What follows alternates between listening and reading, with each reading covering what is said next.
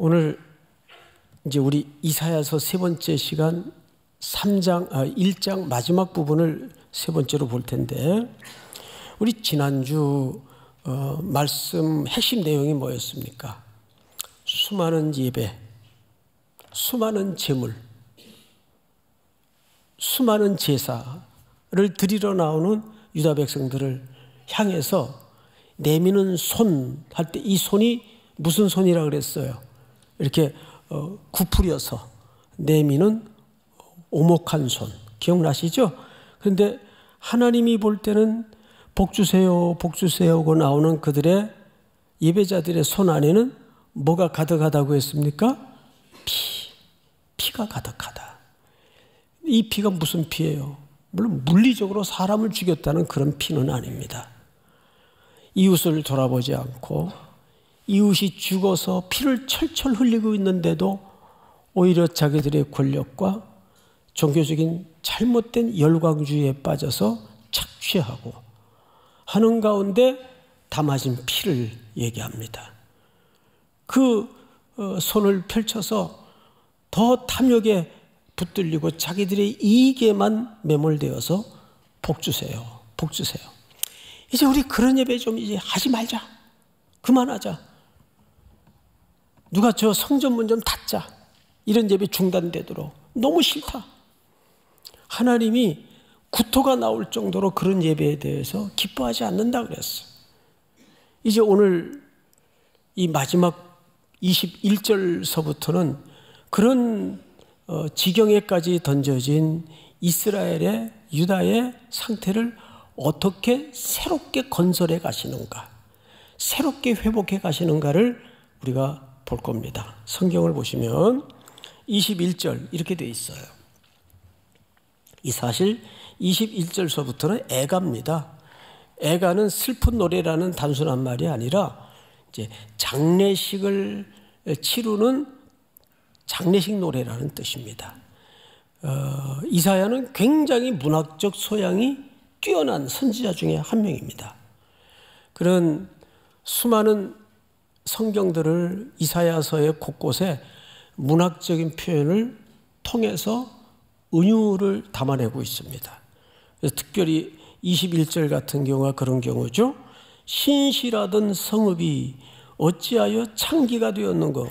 이것도 하나의 문예적 표현이에요. 창기가 되었다는 말은 당시 사람들의 문학적 소양 속에서 어떻게 이해됐는가 하면, 바람난 여자, 남편을 멀쩡히 두고도 다른 남자에게 복을 구하고 다른 남자에게 빌붙어 사는, 몸을 파는 그런 창기로 유다 백성과 이스라엘을 비유한 겁니다.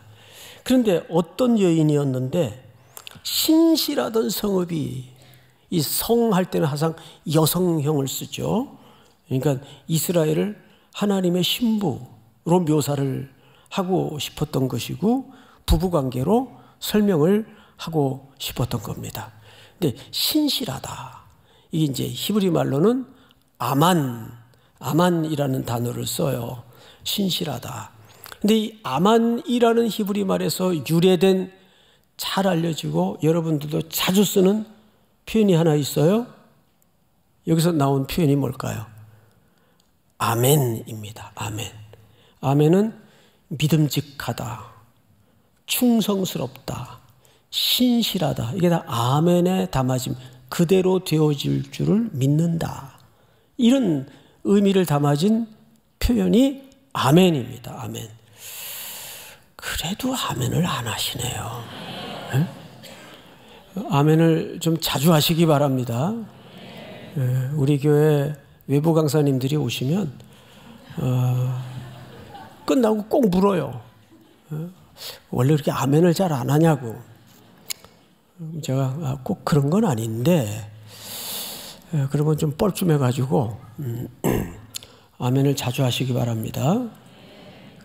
또 어떤 교회는 너무 이걸 마치 뭐 주문 훈련시키듯 하는 교회가 있어요.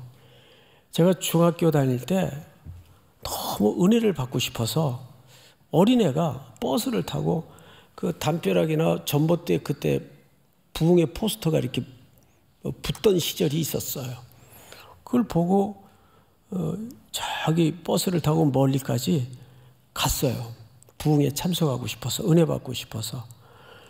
그러니까 뭐 신발장까지 사람이 꽉 들어앉아가지고 겨우 비집고 들어가 앉았는데 올백 머리에 하얀 양복에 빨간 손수건을 앞에 탁 꽂은 그 전형적인 그 당시 부흥사 한 분이 제 시간이 되어서 나오셨어요. 한 뭐 부흥회가 길어야 1시간 반 정도 안 되겠어요? 그런데 거의 30분을 여러분 오늘부터 부흥회가 시작이 됩니다. 이번 집회 동안 여러분 먼저 아멘을 연습해야 되는데 따라서 하십시오. 할렐루야. 네, 이제 이렇게 연습을 시키는 거예요. 또 몇십니까? 아멘. 세상에 어린애가 듣더라도 아니 이걸 30분을 훈련을 시켜요. 될 때까지. 자기 마음에 들 때까지. 그래서 제가 그때 알았어요. 아, 저분이 잘 안 믿어지시나 보다. 어? 그러니까 저렇게 저걸. 그래서 뭐 은혜도 안 되고 그래가지고 중간에 이제 일어나 나왔는데 그게 나중에 보니까 저기 신설동 어디로 이사를 왔더라고요. 그 교회가. 깜짝 놀랐어요. 아멘은 물론 우리가 마음속에 이렇게 고백이 오르는 걸 누를 필요는 없어요. 그걸 억지로 누르지 마세요. 정말 믿어지고 하나님에 대해서 그렇게 진정으로 고백이 되어지면 수시라도 아멘, 아멘 고백하시기 바랍니다. 성경에서 느헤미야서나 에스라서에 보면 에스라가 나무강단에서 설교를 할 때 모든 백성들이 뭐 했다 그랬어요? 아멘 했다 그랬어요. 아멘. 하나님은 신실하십니다. 하나님은 충성스러우셔서 그렇게 하실 줄을 믿습니다. 이런 고백이거든요. 자, 그랬던 신실한 성읍이 언젠가서부터 궤도 이탈이 되어서 창기와 같이 됐어요. 이건 무슨 얘기냐 하면 신부는 신랑만 바라보고 사는 게 정결한 거예요. 그리고 신랑이 100을 갖다 주던 1000을 갖다 주던 그것만으로 만족할 줄 아는 게 신부의 아내의 삶의 태도입니다. 근데 그걸로 만족하지 않는 거예요. 뭔가. 그래서 자꾸 다른 남자한테 가서 샤넬백 사달라고 그러고 뭐 사달라고 그러고 이게 이제 정신이 나간 거죠. 영적인 의미로도 바람이 난 거예요. 유다가 이스라엘이 그런 타락에 던져졌다 그 말입니다. 자, 그런데 원래 이 도시는 성읍은 정의가 거기에 충만하였고 공의가 그 가운데 거하였더니 이제는 살인자들 뿐이로다. 여기 살인자들이라는 표현도 사실은 문해적 표현이에요. 정말 사람을 죽였다는 말이 아니고 정의가 사라지고 공의가 사라지니까 공고하고 연약한 이웃들이 피를 철철 흘리면서 죽어가고 있는데도 등 돌리고 자기 탐욕에 매달려서 이익과 배부르기에만 급급한 그런 손들을 얘기합니다. 오목한 손. 자, 이 정의와 공의라는 주제는 이제 뒷절에 나오기 때문에 그때 다시 한번 지난주 다루었던 내용이기 때문에 상기하기로 하고 22절을 좀 볼까요? 다 같이 읽겠습니다. 시작. 내 은은 찌꺼기가 되었고 내 포도주에는 물이 섞였도다. 네, 뭘 얘기하는 걸까요? 혼합주의입니다. 혼합주의. 하나님을 정면으로 거부하고 거절하는 것도 나쁘지만 악하지만 못지않게 악한 게 혼합주의입니다. 혼합주의는 70%만 믿는 게 아니에요. 사실 이것도 하나님을 안 믿는 거예요. 더 나쁜 짓이에요. 이스라엘 백성들을 여호수아를 선두로 세워 가나안에 들일 때 모세가 누누이 강조했던 게 뭐죠? 그 땅 여자들과 너희 아들들을 결혼시키지 말고 그 가나안 땅에 이미 자리 잡고 있는 우상 문화에 대해서 타협하지 마라. 오직 여호와만 섬기라. 이걸 누누이 강조했습니다. 이것이 혼합주의의 염려 때문에 그런 율법을 설정했던 거죠. 그런데 이 혼합주의가 결국은 유다 백성과 이스라엘 백성들을 먹어버리고 말았습니다. 이제는 하나님도 그 여러 신들 중에 한 신으로 전락을 해버려서 에이 뭐 아무래면 어떠냐, 뭐 우리에게 복만 주면 되는 거지. 그 가나안 땅의 신들을 보니까 거기에는 뭐 비의 신도 있고 태양의 신도 있고 거기에는 또 다산의 신도 있고 건강의 신도 있고 신 종류가 많더라고요. 골라잡기가 얼마나 좋습니까? 그러면 이 부분에 대해서 우리 크리스찬들은 자유로울 수 있을까요? 얼마 전까지만 해도 남산길에 점 보는 사람들이 그렇게 많았어요. 쭉 점쟁이들이 그 언덕길에 앉아 있습니다. 그런데 그 사람들을 대상으로, 저 미아리 점집을 대상으로 요즘은 점집들이 아주 골목까지 내려와가지고 통계를 한번 어느 기독교 저널에서 냈는데 깜짝 놀란 게 그렇게 그리스도인들이 점을 보러 많이 온대요. 그래서 이제 무당이 당신은 나보다 더 큰 신을 섬기는데 왜 나를 찾아왔냐고. 당신은 그 신을 믿어야 살아. 교회 나가야 살아. 은혜를 또 대박으로 받아가지고 교회 와서 간증을 하고. 실화입니다, 실화. 헷갈리는 거죠, 서로. 예? 오히려 무당이 더 용해. 예? 여러분, 이런 참 우픈 일들이 얼마나 많은지 아세요? 길을 찾고 사주 보러 다니고. 타로 하지 마세요, 그거. 이 TV들이, PD들이, 이 정신들이 나가가지고 이제 그런 걸 하나의 문화로 자리 잡도록 은근히 부추기는 세상이 돼버리고 말았어요. 지금 그런 게 슬그머니 하나씩 안 끼어드는 프로가 어디 있어요? 다 이상한 짓들 하고 있죠. 여러분, 재미라도 그거 하면 안 됩니다. 예? 예수 믿는 분들은. 정갈한 신부가 뭐예요? 왜 그런 거에 그 사소한 문제라도 목숨 걸고 운명을 걸어요? 이스라엘 백성들이 그런 범죄에 빠진 거. 혼합주의, 다원주의에 빠진 겁니다. 다원주의는 하나님을 믿는 게 아니에요. 그건 불신이에요, 말 그대로. 혼합주의도 물론 마찬가지고. 성경을 잘 보세요. 23절. 네 고관들은 패역하여, 관리들을 얘기하겠죠. 도둑과 짝하며 다 뇌물을 사랑하며 예물을 구하며 고아를 위하여 신원하지 아니하며 과부의 송사를 수리하지 아니하는도다. 그러니까 고아, 과부, 나그네, 사회적 약자들은 안 돌아보고 돈 있는 사람들만 돌아보더라, 그 말이에요. 왜 그럴까요? 그들은 정말 공의가 뭔지 몰라서 그랬을까요?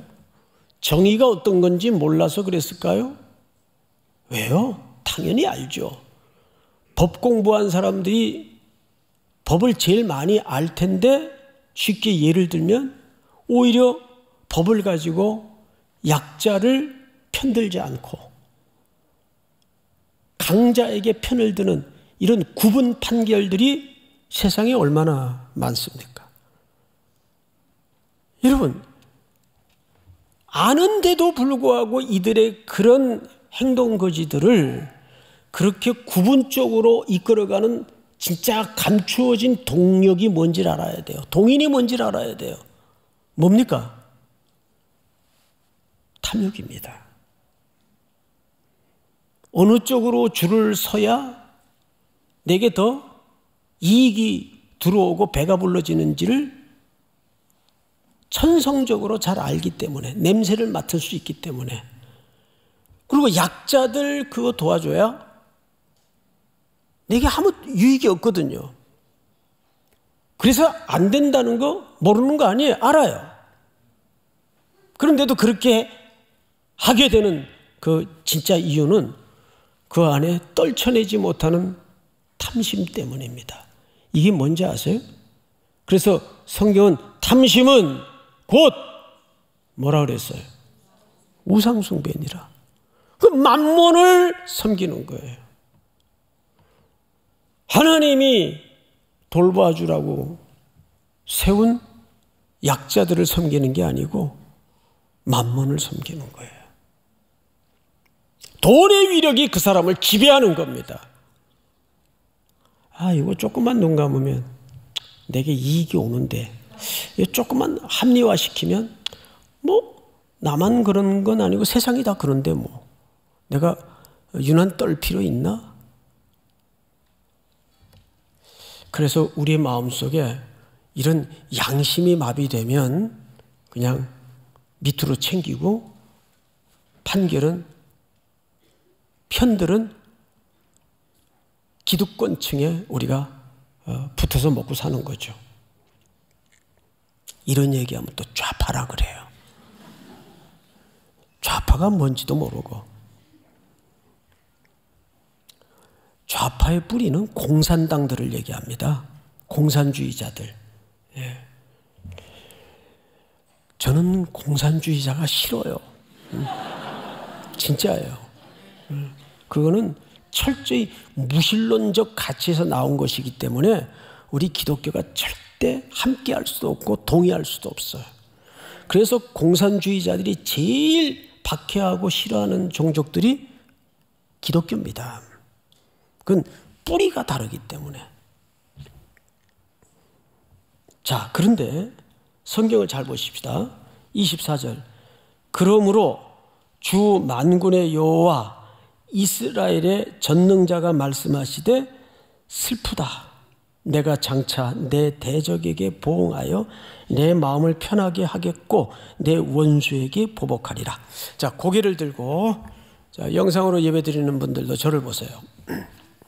제가 저 카메라를 딱 쳐다보고 있으면, 영상으로 이렇게 쳐다보면 저하고 눈이 마주치게 돼 있어요. 눈이 이렇게. 여기 여러분 놓치지 말아야 될 표현이 뭐냐면 내 원수, 내 대적입니다. 근데 이게 누구냐 그 말이에요. 설마 나야 아니겠지. 문맥을 잘 보세요. 하나님은 유다 백성들, 이스라엘 백성들을 향해서 태도를 바꿉니다. 그러므로 주 만군의 여호와 이스라엘의 전능자, 앞을 보실까요? 만군이라는 표현은 하나님을 만군의 여호와로 묘사를 했어요. 이건 전쟁을 계시하는 표현이에요. 그리고 전능자라는 표현도 이제 하나님이 힘을 쓰겠다 그 말이에요. 그러니까 이건 전형적인 하나님의 전쟁을 선포하는 의미입니다. 그런데 그 대상이 내 대적, 내 원수입니다. 이거 누구를 가리킬까요? 이스라엘 백성들, 유다 백성들을 가리키는 거예요. 야, 이제 드디어 하나님께서 심판을 하시겠구나. 맞아요. 심판하실 거예요. 그런데 하나님의 심판은 언제나 우리를 멸절시키고 끝장내겠다는 의미의 심판은 하나님의 자녀들에게는 없습니다. 이 심판이 회복의 길이에요. 이것이 한 번도 성경 전체에서 흔들리지 않았던 하나님의 구원의 패턴입니다. 여러분, 가끔 부모들이 훈육 방법 중에 제일 겁나고 무서운 훈육 방법이 뭐예요? 내가 청방지구처럼 못된 짓 하고 돌아다니고 잘못을 엄청 하고 돌아다니는데도 부모가 아무 소리를 안 해요. 이거 진짜 무서운 거거든요. 이건 뭐죠? 버린 거예요. 그런 부모는 없지만 그냥 버리는 거예요. 그걸 유기라 그러죠. 이 유기하는 것만큼 끔찍한 진짜 심판이 없어요. 근데 하나님이 그 임재범 씨의 노래 가사처럼 전쟁 같은 사랑을 선포하는 거예요. 예? 불안한 눈빛과 이제 하나님의 전쟁 같은 사랑을 드디어 칼을 빼어들고 내 대적, 내 원수 매섭게 전쟁을 시작하는 겁니다. 이게 회복의 시작이에요. 더 이상 뒀다가는 진짜 멸망의 백성이 될 수 있기 때문에, 그래서 그걸 어떻게 진행하시나 25절을 보시면, 내가 또 내 손을 네게 돌려. 자, 내 손을 누구에게 돌려요? 원수들에게 돌려라는 말을 따라서 합니다. 이게 히브리 말로 뭐라고 되어 있는가 하면 슈브라는 말이 회개란 뜻입니다. 제가 깜짝 놀랐어요. 아, 그래, 맞아. 우리는 회개할 의지도 없고 능력도 없어요.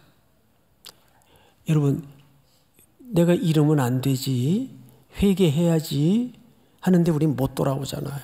왜 그런지 아세요? 우린 그런 의지가 없기 때문에 그래요.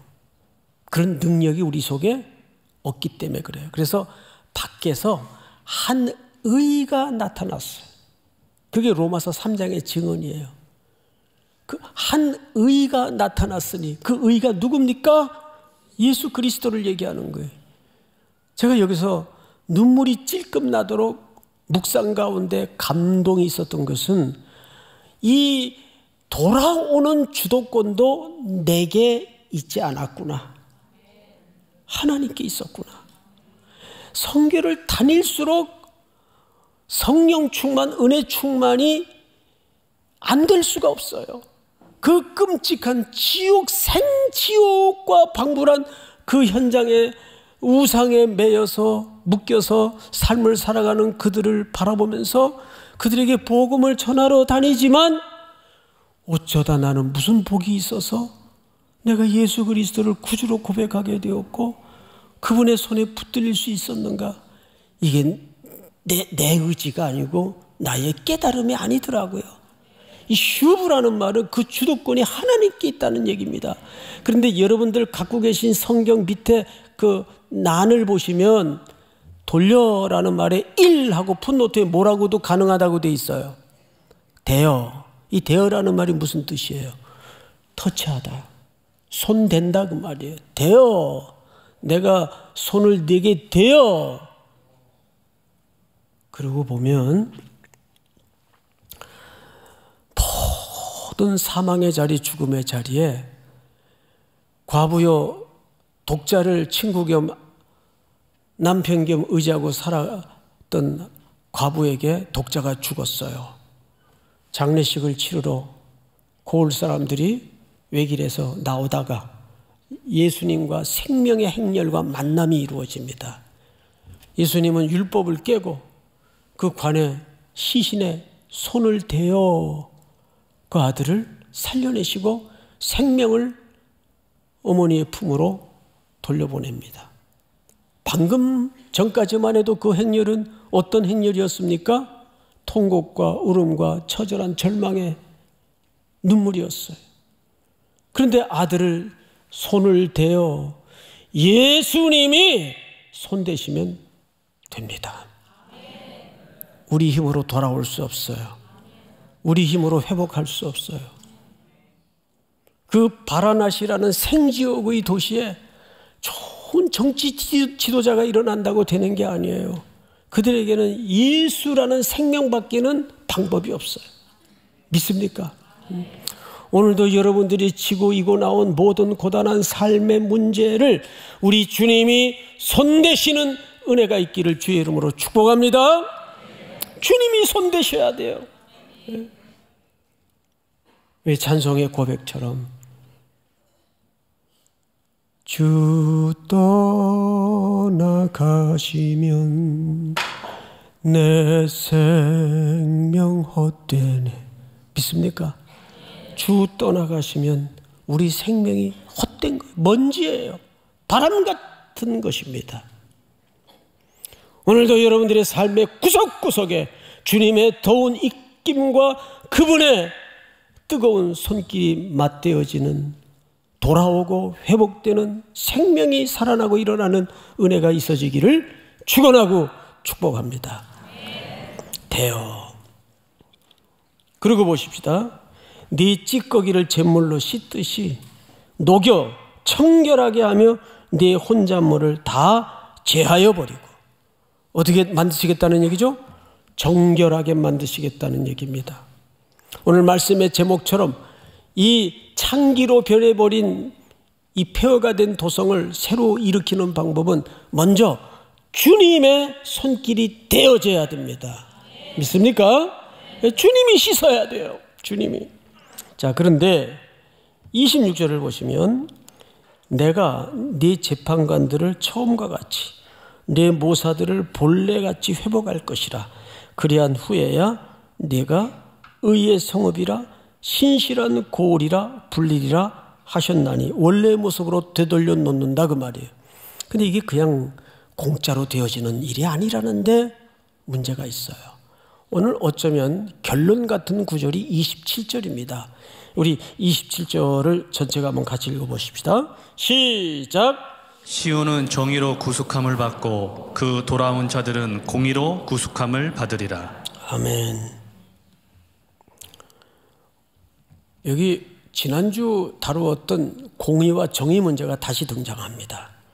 공의는 미시파트라는 말을 우리 김희석 교수님은 공의로 번역을 한다 그랬는데 이 단어는 사회적 관계를 설명한다고 말씀을 드렸어요. 그리고 정의는 제데카입니다. 제데카.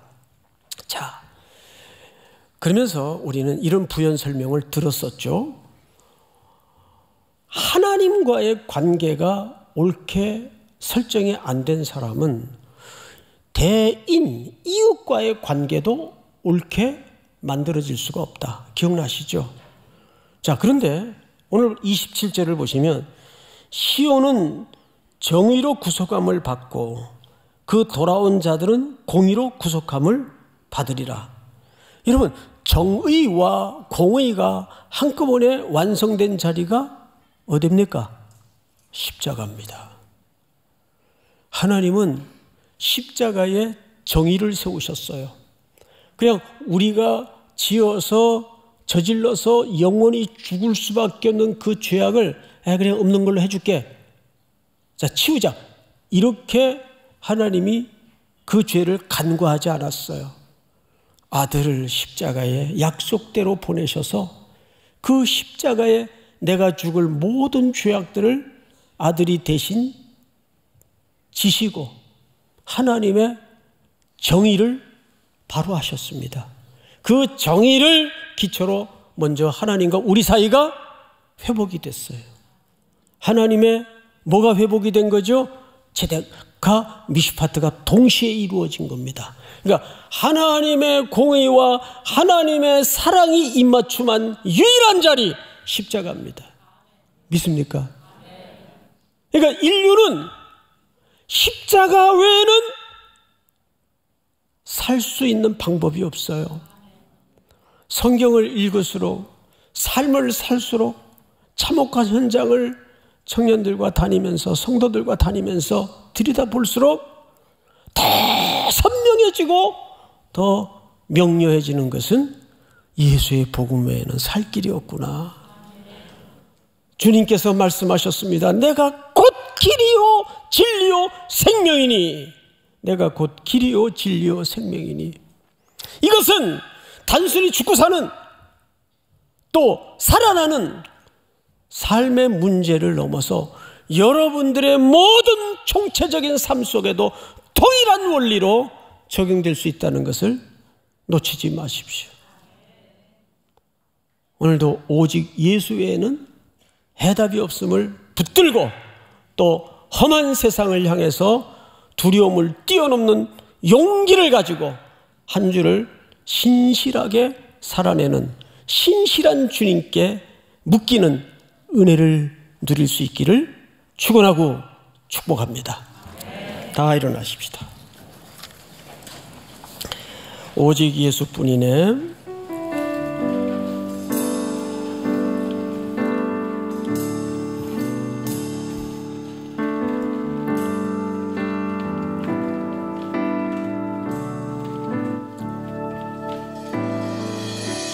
은혜 아니면 살아갈 수가 없네.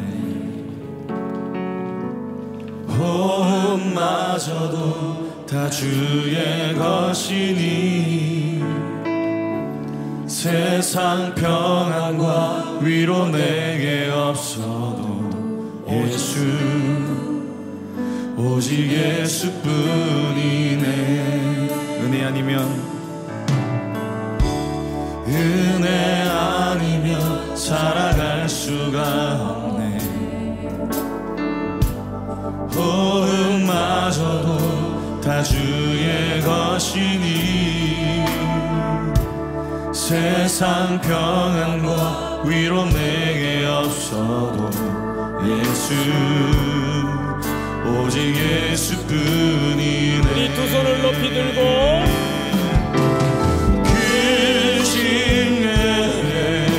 다 볼 수도 없고 작은 고난에 지쳐도 주께 묶인 나의 모든 삶 버티고 견디게 하시네. 그 신계회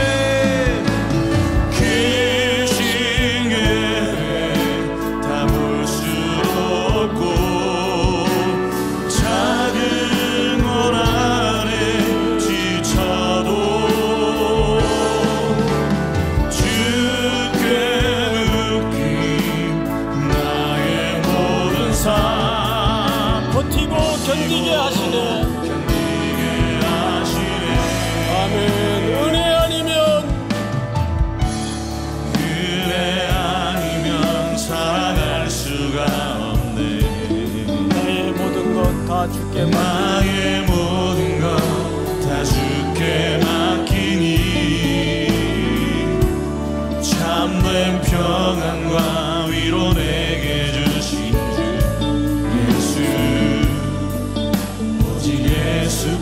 우리 후렴만 다시 한번. 은혜 아니면 살아갈 수가 없네. 나의 모든 것을 다 주님께 맡겨드립니다. 다 주께 맡기니 참된 평안과 위로 내게 주신 주 예수 오직 예수뿐이네. 우리 서신 채로 한번 눈을 감고 통성으로 짧게 기도하십시다. 슈브. 오 하나님, 내가 주님께로 돌아가렵니다. 내 인생에 찾아오셔서 손대어 주시고 하나님의 정의와 공의가 입맞춤한 십자가를 바라보며 돌아가게 하여 주시옵소서. 우리 한번 주여 부른 다음에 기도합니다. 주여.